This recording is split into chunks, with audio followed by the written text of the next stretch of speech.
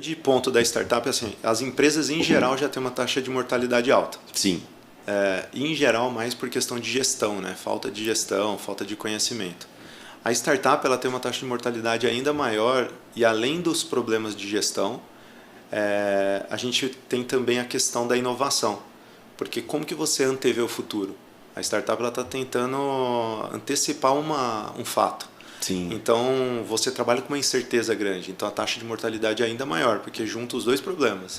Os problemas de gestão Sim. normal de uma empresa com tentar acertar a inovação. Sim. Então, acaba as startups, como elas estão tentando antecipar o futuro, muitas vezes elas precisam de capital como se fosse um laboratório para poder experimentar várias coisas até acertar a mão. Diferente de um negócio previsível, onde você abre, opera e em questão de pouco tempo já tem lucro. Sim, sim. Você precisa testar muitas coisas, é quase como se fosse um laboratório. Sim.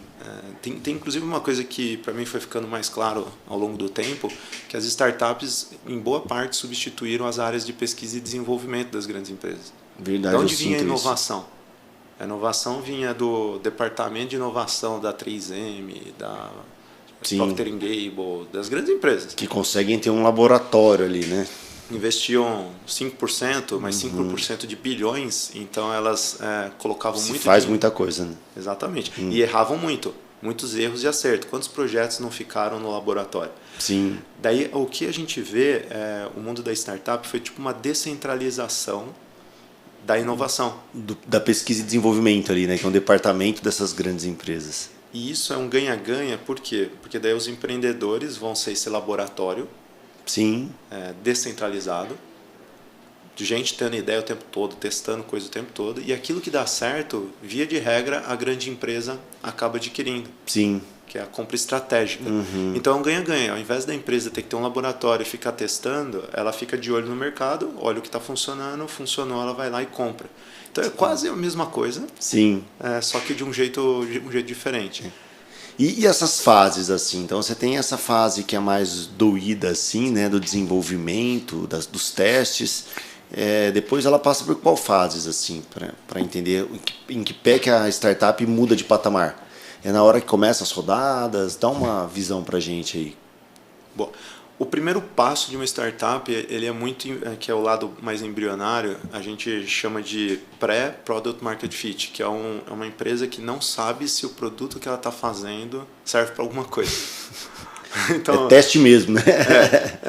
Porque para um produto agregar valor, ele precisa resolver uma dor, ele precisa ser economicamente viável e precisa ter um casamento ali entre oferta e demanda. Sim. Porque às vezes você vê uma dor, mas a hipótese de solução não funciona. Sim. Ou você vê a dor, a hipótese funciona, mas é muito cara. Então essas três coisas têm que se encontrar. Sim. Que é a viabilidade econômica, a viabilidade técnica da solução e esse casamento com a dor. A primeira fase, então, é tão simplesmente validar se você achou uma solução para aquele problema. Legal. Uma vez que você acha, você entra numa fase que é chamada uma fase de growth, que é, legal, eu achei o cliente, agora eu preciso escalar. E por que escalar é importante? Porque a startup, ela muitas vezes é em cima de uma base tecnológica. Sim. E essa base tecnológica permite que você atenda em grande escala. Sim, legal. Então você precisa da escala para viabilizar. Legal. É quase uma necessidade mesmo. Sim. Porque se você for para uma empresa que vai ser intensiva em pessoas, que você acaba virando já uma empresa de serviço. Sim, sim. Então, aí perde um pouco a característica, né? Exatamente. Então a escalabilidade é algo específico, assim, muito forte na startup, né? Exatamente. A natureza dela é buscar um crescimento exponencial, alavancado em tecnologia, e para isso você precisa ir substituindo operações manuais por automações. Legal. Essa é parte do processo. Legal. E daí tem uma última fase, que é uma fase mais madura, que é quando a startup busca o ponto de equilíbrio ali financeiro. Aí a gente brinca que é quando vira uma empresa de verdade. Exatamente. Que dia que ele vai deixar de ser startup? Né? Exato, vira uma empresa de verdade. E aí os desafios mudam. Sim. Que é como continuar inovando como continuar disruptando. E, em outras palavras, é como que a startup não cai no mesmo problema das grandes empresas, Sim. que é o de não conseguir construir o futuro. É como se a startup ela nasce para resolver um problema das grandes empresas Sim. que não conseguem inovar, mas acaba que em um dado momento ela entra nesse mesmo problema. Sim, sim.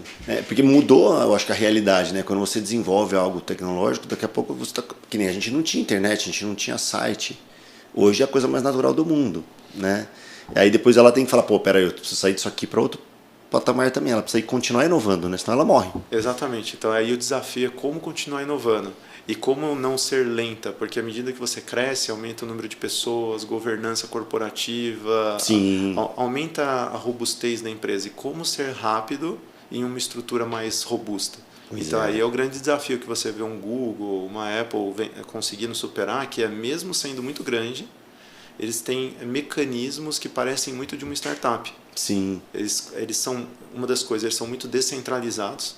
Sim. Então você vê que no Google surge um projeto lá de um grupo da empresa. Sim. O Gmail surgiu de um colaborador que queria resolver uma dor, foi lá, criou um produtinho lá e depois isso escalou e virou uma solução da empresa.